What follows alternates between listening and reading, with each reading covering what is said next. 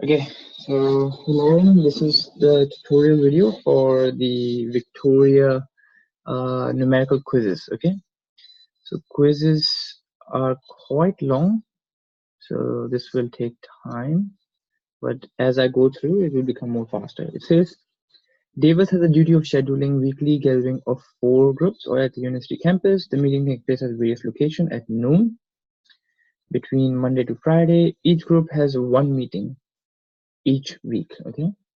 All the group are together at noon when they do not have any class on their respective days. Davis drew up 4 possible schedules for the meeting shown below. Which of the schedule does not have any clash with another group meeting? Okay, so these are the club activities that they have a meeting for, and this is the schedule. Okay, people who join a club must attend all the training sessions for this club. Okay. So these are meeting days, and club activities are given here. 4 possible schedules for the meeting shown below on their respective date. Yeah, okay.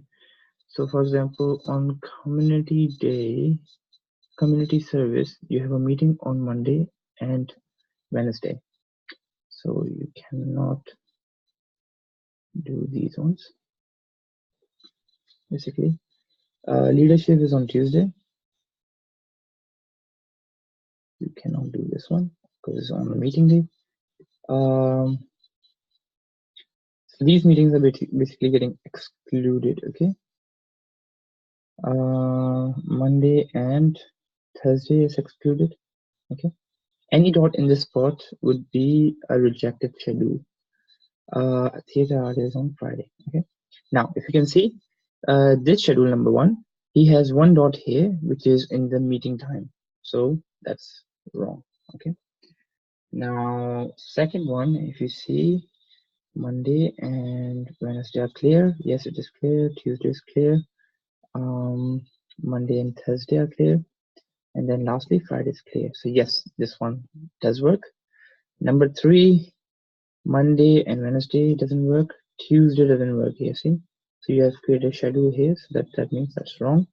And the last one, Monday and Wednesday, Tuesday for this one, then Monday and Thursday, and Friday for the theater art. So this one doesn't work because it's clash with the meeting day. So that doesn't work. So right answer is number 2. Okay, so let's clear it. Move to the next. Okay. John wants to set up a computer program to automate his billing of customers. The illustration below shows the stage he has reached in his planning of a chart flow of the program. There's nothing in the circle marked with the X at this stage. Okay, which one of the following instruction at position X is correct for John's program? Did work take more than 15 minutes? No. Send amount count for $60 and then end.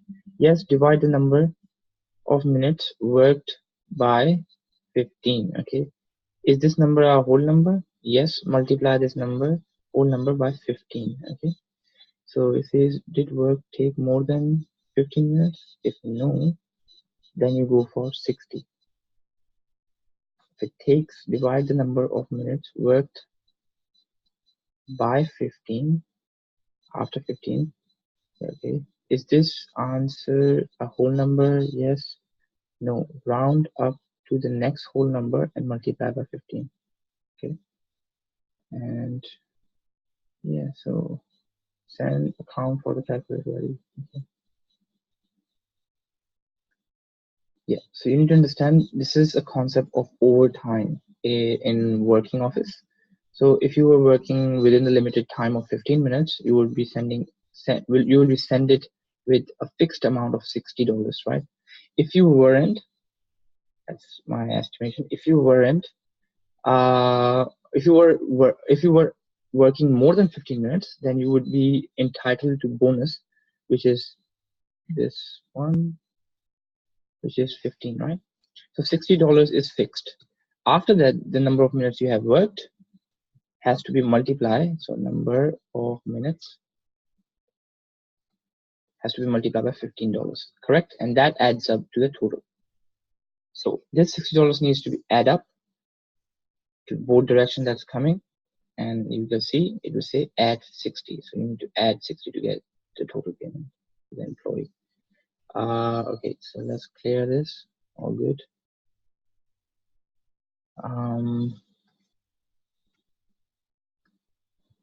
Okay, another one. This one says,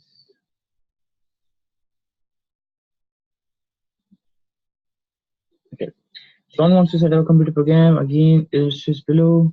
This stage he reached this planning of flowchart, same concept. You don't have to read it again. And then again, they're asking you predict what X is. The question is similar to the previous one, but I think they're looking for a statement rather than an algebra without an instruction. There's nothing in cycle X without an instruction at X. A problem with this program is that, yeah, so be careful of reading the question properly. Previous was asking for missing statement. Here they're asking without an instruction at X. A problem with the program is that it will give you the money for only the overtime, not the time you have worked or the fixed time that was entitled. Okay, so I'm going to clear it and let's read some instructions.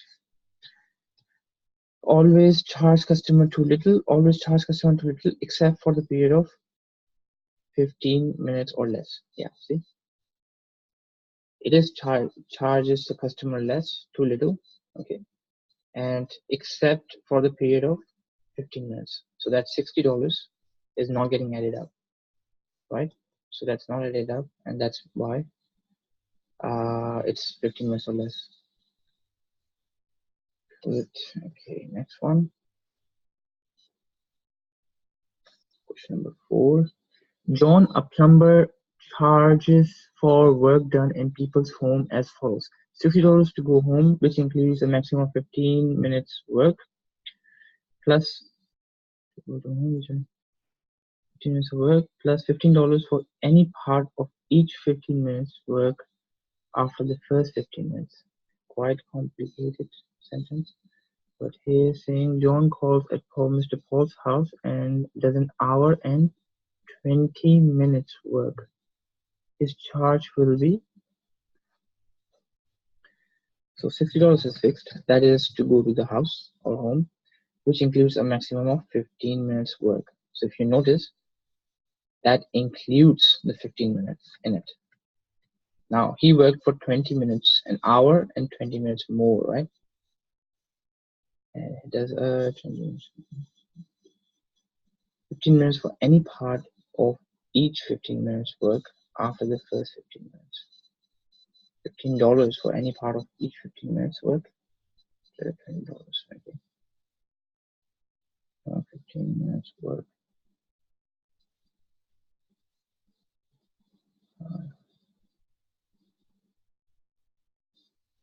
Yeah, so if you check the total number of hours first, that is 1 hour and 20 minutes, 18 minutes. So first you minus 15 minutes, which after first 15 minutes, right, that's not charged, and that will give you 65 minutes left. Okay, and then there is, in order to check the ratio, we go 65 divided by 15, so we know how many sectors of $15 are involved in it, and that should give you, let's see, with 5, 3, this will become 10, 13, right? And again, I normally teach this separately in one-to-one sessions. Long division, 3, so I will check 1 and 3, I will go for 4, which will give me a 12, and when that happens, minus, I'll take 1, draw a dot here, add a 0, add a 3, that will give me a 9, and then it's a recurring 3, 3, 3, because you will always end up with 1 and 1. So it is 4.3 basically, right? And which can be rounded up to the bigger one, which is 5, and 5 is basically what he's charging the person for, right? So his charge will be 5 multiplied by 15 is 1, 2, 3, 4, $75. Okay, so that's basically it. Or in other words, if you trying to understand in a much easier way, basically an approximation would be an hour and 20 minutes. No, this is the right way, okay? You're basically evaluating the total time and subtracting the first 15 minutes, right? Okay. Yeah, the first 15 minutes, which is here. Okay, so that's done. Next. Quite big question. The solar system is made up of 9 planets that travels around a star called the Sun. The figure below shows the relative size of the planetary body and in the order of the distance from the Sun. The table below shows more information about the planet. This is based on the information from the year 2001. An orbit is a path which a planet takes as it moves around the Sun. The length of a year on a planet is the time it takes to complete an orbit. The length of a year. Yep, correct. The length of a day on a planet is the time it takes to spin around its axis once. Which of the following planet has the longest length in Earth hours? Longest length of day. Longest length of the day means the rotation, basically one complete rotation, an orbit that path there. So let's see, number of moons, orbital speed, time to the orbit the Sun, length of a day. So in Earth hours they're asking, right? So this is just basically hours. And let's see. What I can see is that Venus has the most hours. Basically, yeah, it's all about looking at a lot of data and finding the relevancy of the data, right? So it is Venus.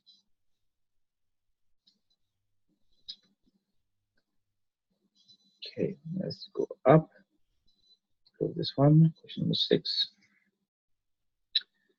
Again, the same question. This time, since it's repeated, do not waste time reading it again. Hope you understand the previous one.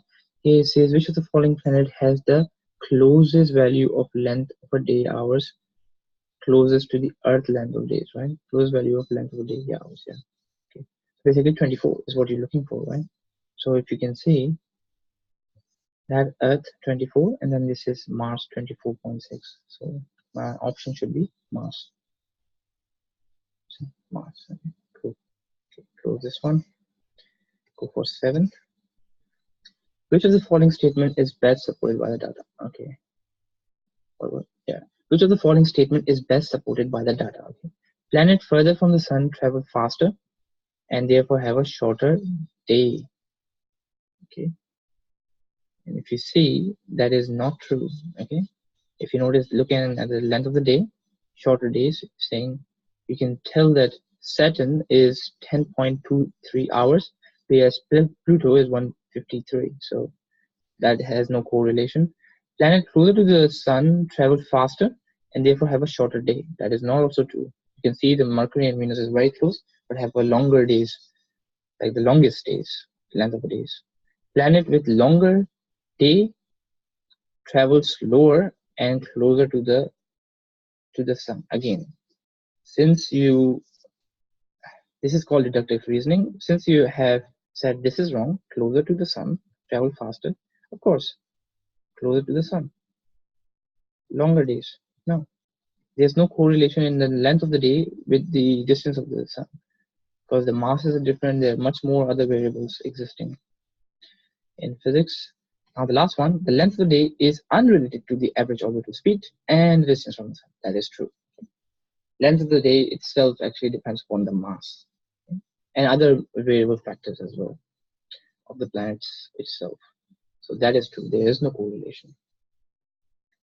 Okay, let me clear it. And let's move to the next. Question number 8. Okay. This is 9 planet. The figure below shows it. You already read that. An orbit is a path which you're going to take. You have read that. At the end of the day, that's just a statement. Which one of the following statement best supported by data? Again, the same type of question, right? Day length increases as distance from, we just said that's wrong. Orbit speed increases as the year length decreases. So you go orbit, this one, and you go year length. Year length decreases. Okay, in terms of year length. Good. Orbital speed, right? Or mean orbital speed is this one. We're comparing these two. So you see, if you notice, the time to orbit the sun is increasing here, whereas as you go down, it's increasing, whereas mean orbital speed is decreasing as you go down. So yes, you can create based on this data collected. This statement is true. Dia increase as orbital speed increases. Let's see. This is small. This is big. This is big. This is small. So it doesn't make sense. And then if you notice, you can just pick one column and see that data is quite scattered. There's no like order of increasing dia, because Mercury and that will have small, then randomly you have Jupiter, which has a very big, certain big, and then going small again. So there's no like correlation you can create from it. So that's wrong. Year length decreases as the dia increases.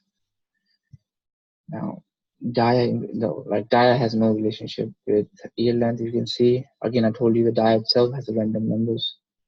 So you can't extrapolate a correct conjecture like that. Okay, question number 9. The figure below shows the result of survey done in USA. Approximately 250,000 men were studied for more than 12 years. Those who died had their cause of death examined. The graph shows the variation of average alcohol consumption and the mortality rate for 3 related cases. Okay, together with the variation in mortality rate due to all causes. Okay, coronary. Okay, together with the variation in mortality rate with all causes. Okay, all causes mean all other causes.